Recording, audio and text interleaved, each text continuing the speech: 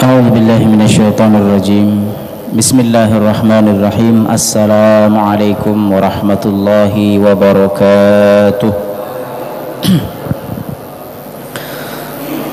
الحمد لله رب العالمين. الحمد لله الذي بنعمته تتم الصالحات. الحمد لله الذي أنزل على عبده الكتاب ولم يجعل له عوجا. أشهد أن لا إله إلا الله وأشهد أن محمدا عبده ورسوله لا نبي ورسول بعده. اللهم صل على سيدنا محمد وعلى آله وصحبه وبارك وسلم أجمعين وبعد. Tidak boleh ya. Hadis ini Bapak Ibu sekalian mengingatkan kepada kita, orang yang dikit-dikit ngelapor dan dia melapor tanpa bukti, dan yang tempat ngelapor itu nerimo laporannya, dia saat itu sedang zolim sama orang lain kalau dia tidak menerapkan aturan ini, Pak ya, tidak menerapkan aturan ini. Bayangkan saja Pak, kalau misalnya kita ngelapor ke sekta, Pak Sekta, aku ngelihat tetangga aku tuh berzina. Lalu apa ininya? Sekta ngambil keputusan apa kira-kira Pak? Diapakannya oleh sekta? Kalau dalam hukum Islam, pelaporan terhadap zina itu tidak sepele Pak. Harus disaksikan oleh 4 saksi. Berarti 4 orang ini ngelihat nih orang itu berzina Pak. Mak mana coba nonton orang berzina? 4 harus, ya kan?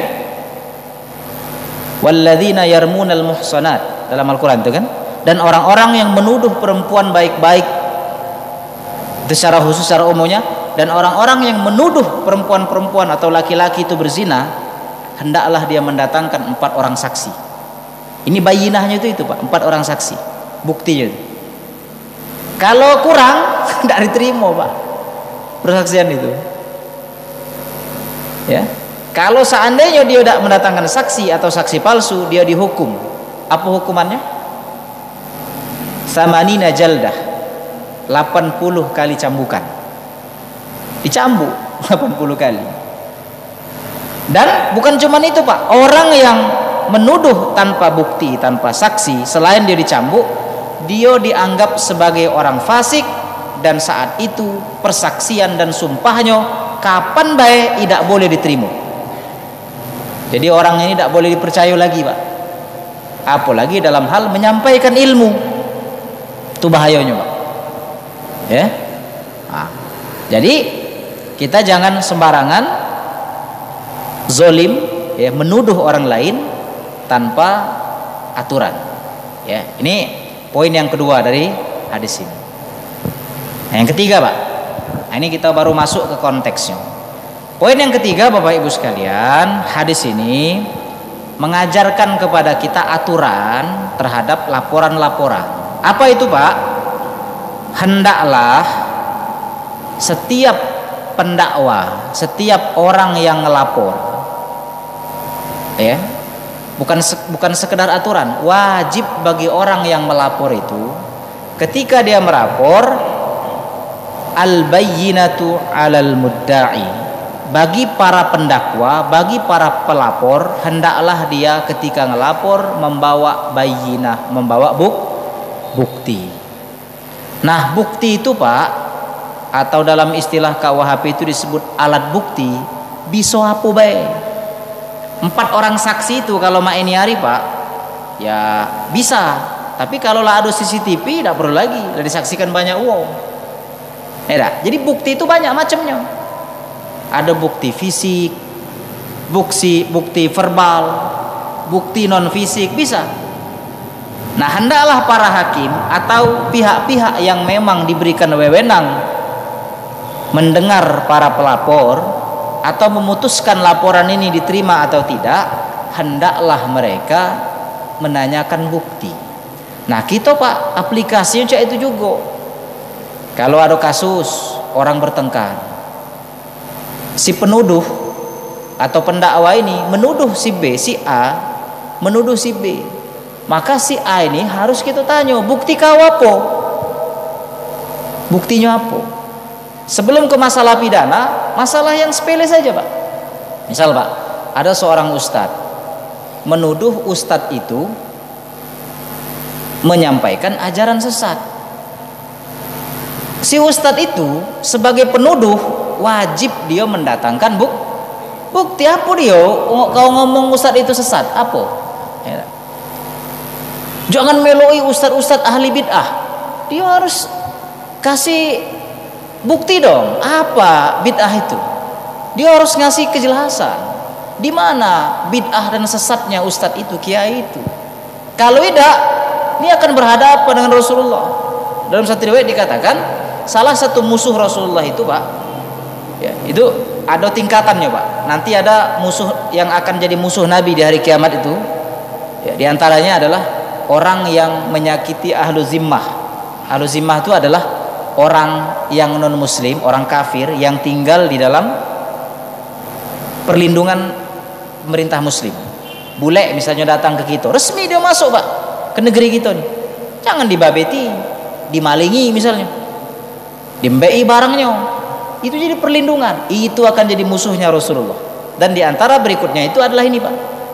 Orang-orang yang suka melapor, ya, mendakwa orang lain tanpa adanya bukti, itu akan jadi musuhnya Rasulullah sallallahu alaihi wasallam. Harus ada bukti. Saking hebatnya bukti ini, Pak, ada kisah ini, Pak. Mungkin Bapak Ibu sudah yang mendengar tuh. Tahu Ali bin Abi Thalib, Pak, ya? Ali bin Abi Thalib itu, Pak, ketika beliau jadi khalifah itu kalau sekarang levelnya itu presiden, Pak.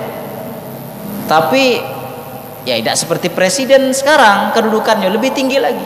Khalifah itu dia ngurusi agama, dia ngurusi peradilan, dia ngurusi pemerintahan, dia ngurusi keamanan, semua, Pak. Jadi, Pak, Ali bin Abi Thalib ini ketika dia jadi khalifah, beliau ini punya baju besi, Pak. Baju besi yang biasa dipakai perang. Ini baju besi kesayangan beliau, Pak. Baju kesayangan beliau. Nah, suatu ketika, Pak, beliau ini nyari-nyari, manalah baju besi aku nih. Ternyata baju besi beliau ini hilang, Pak. Baru ketahuan ternyata baju besi beliau ini dimaling orang, Pak. Dicuri, Pak, oleh orang. Dan tahulah beliau yang nyurinya itu, yang malingnya seorang Yahudi, tetangga dia dewek. Yahudi, Pak.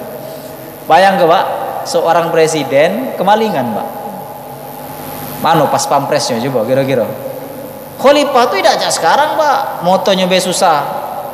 Umar bin Khattab itu, Pak, presiden yang menguasai sepertiga benua. Jazirah Arab itulah dikuasai pada masa Umar bin Khattab. Dulu, Pak, kalau nak nemui raja itu bulan-bulan, Pak, nak nemui raja Persia, Kisra, ngirim surat dulu. Ketemu ini lama, Pak. Nak ketemu raja Romawi, lama. Ketemu raja Yaman, lama.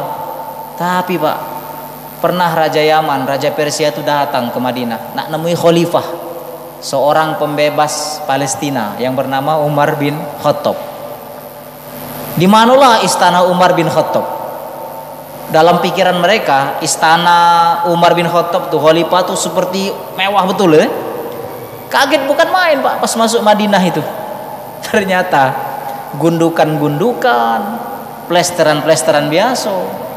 Akhirnya nanya, di mana tempat istana khalifah? Istana, kata orang, dah ada istana. Kalau kau nak namanya khalifah, dah. Hah? Sederhana, Pak, biasa.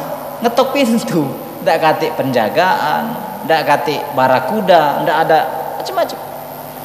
Ngetok pintu, ndak ada yang nyaut. Ternyata ada yang tedo di sebelah pohon kurma ini. Pikirnya ini yang jago pintu, hei, mana khalifah? Ngapo kau siapa? Aku raja ini. Oh, duduk sini. Kau siapa? Ya, ini aku yang kau cari nih. Khalifahnya duduk, Pak. Oh, dak kelemah, Pak, raja-raja tadi yang bawa. Saking, jadi Islam itu mulia saat itu bukan karena harta benda dan sebagainya, tapi karena kehormatan yang dimiliki oleh mereka, karena keadilan yang dihadirkan oleh para penguasa Islam saat itu. Termasuk Ali bin Abi Thalib, Pak. Ali bin Abi Thalib seorang khalifah itu kehilangan baju besi, Pak. Dan Ali tahu yang malingnya itu adalah, kalau mainnya Ali langsung ditangkap kan? Ali tidak, Pak. Diadili dulu, Pak. Diadili. Saat itu ada pengadilan. Dilaporkanlah, Pak, oleh Ali bin Abi Thalib. Disidang kelah, Pak. Dah dipanggillah orang Nasrani tadi. Benar baju besi ini punya kau? Benar. Berani bersumpah? Berani. Kata Ali, tidak, itu punya aku. Jadi Ali di pengadilan, Pak. Khalifah di pengadilan. Singkat cerita, Pak, Ali ini ditanya oleh hakim, apakah khalifah punya saksi, punya bukti bahwa baju besi ini punya khalifah dan si Yahudi ini yang mencuri. Mikir, Pak, siapa saksinya ini yang maling ini kan? Tapi benar yang mulia, itu punya aku. Udah baca ngaku-ngaku. Sekarang apa buktinya ini punya kau, dan apa buktinya si Yahudi ini maling? Tidak kate, Pak. Tidak bisa Ali membuktikan itu, Pak. Akhirnya apa, Pak? Nyerah. Si hakim akhirnya memenangkan Yahudi tadi. Dan Ali diam. Memang kate bukti. Ya sudah, kalah aku memang. Kalau gitu, Pak, pecah palanya dah. Punya kita ya nih. Akhirnya, Pak, si Yahudi tadi ngomong, ngaku dia, bener, aku maling tadi yo. Cuman aku penasaran, baik, ngapo hakim, ngapo khalifah, kamu udah ngelawan? Padahal ini bener punya Ali. Udah baca, itulah ajaran Nabi kami dan itulah syariat agama kami. Dilepas ke nyawa baju tadi, masuk Islam Yahudi tadi. Begitu adilnya sistem peradilan Islam itu. Ya, kalau ini diterapkan, Pak, si hakim itu tidak peduli siapa yang disaksikan. Presiden diadili, Pak. Ya. Coba hakim mana berani ngadili presiden? Jangan presiden, anak presiden beda berani diadili. Ya. Nah, Bapak Ibu sekalian, ini dalil al-bayyinatu 'alal mudda'i. Ya, hendaklah orang yang mengadu, mendakwa punya bukti. Punya bukti. Kalau tidak cak itu, Pak, tidak tertib kehidupan kita ini. Tidak tertib kalau tidak kata hukum. Ya. Nah, Bapak Ibu sekalian, tapi orang yang terdakwa habis ya. Gimana, Bu? Lewat 12 ya, Pak ya? Ya. Kemudian Bapak Ibu sekalian, Nabi melanjutkan wal yaminu 'ala man ankaro. Bukan berarti orang yang dituduh itu pasif. Tidak. Dia boleh menentang, dia boleh menolak dakwaan itu. Dia ini terdakwa kan? Cak mana caranya? Bersumpah. Bersumpah. Makanya lihatlah di sidang-sidang tuh, Pak. Semuanya bersumpah. Jadi misalnya si Yahudi tadi, Pak, bersumpah dia. Tapi sumpahnya palsu. Nah, makanya kita mungkin bertanya-tanya, Ustaz, cak mano? Kalau cuman bersumpah bae, orang yang terlapor itu pacak bae dia palsu. Nah, itu soal lain, Pak. Makanya dalam hal ini yang dikuatkan di dalam sebuah peradilan itu bukan sumpah, tetapi bukti. Jadi mogolah dia ini berbusa-busa bersumpah si terlapor ini, Pak. Kalau buktinya pas, cocok, maka si hakim wajib memenangkan pendakwa, bukan yang terdakwa. Atau si terlapor ini yang terdakwa ini ngakui, maka sumpahnya tadi, kalau dia seorang muslim, dia wajib didera. Jadi orang yang sumpah palsu itu, Bapak Ibu, dosanya besar. Dosa sumpah palsu itu. Ya. Dalam Al-Quran itu dikatakan wahafidhu aimanahum. Hendaklah mereka menjaga lisan mereka dari sumpah-sumpah mereka. Ya, dalam hukum Islam itu orang yang bersumpah palsu takzirnya luar biasa, Pak. Ya, takzirnya, hukumannya itu luar biasa. Berat sekali. Makanya jangan gampang-gampang kita bersumpah. Nah, Bapak Ibu sekalian, ya, wal yaminu 'ala man ankaro, bagi orang yang didakwa, yang diadu ke, dia bersumpah untuk membuktikan dia itu tidak salah. Itu yang pertama. Ya kalau sekarang kan ya artinya ini tidak kaku. Diperluas hukum itu. Ya boleh dia mengadakan saksi atau menolak bukti tadi dengan pembuktian yang lain, ya boleh, tidak kaku, tidak harus seperti ini, ya. Ini hanya metode Islam, metode Rasulullah, ya. Hendaklah setiap pengadil menetapkan posisi yang paling adil. Dia berada di tempat yang paling adil, yaitu bagi orang-orang yang melapor ditanya buktinya, dan bagi orang yang terlapor boleh membela diri. Salah satu cara bela dirinya itu adalah dengan bersumpah. Nah, kalau dia bersumpah palsu, ya, itu ada hukuman yang berbeda. Orang bersumpah nih kan, cak mano membuktikan dia sumpahnya palsu apa tidak, Pak? Itu susah. Maka sikok-sikoknya caro adalah menguatkan alat bukti. Nah, tapi kalau lihat dari kasusnya Khalifah Ali bin Abi Thalib tadi, ya, satu, karena memang Ali tidak punya bukti yang kuat, tidak punya bayinah yang kuat. Yang kedua, si Yahudi tadi bersumpah, dan dia bersumpah dan dia mencoba membuktikan bahwa benar baju besi itu punya dia.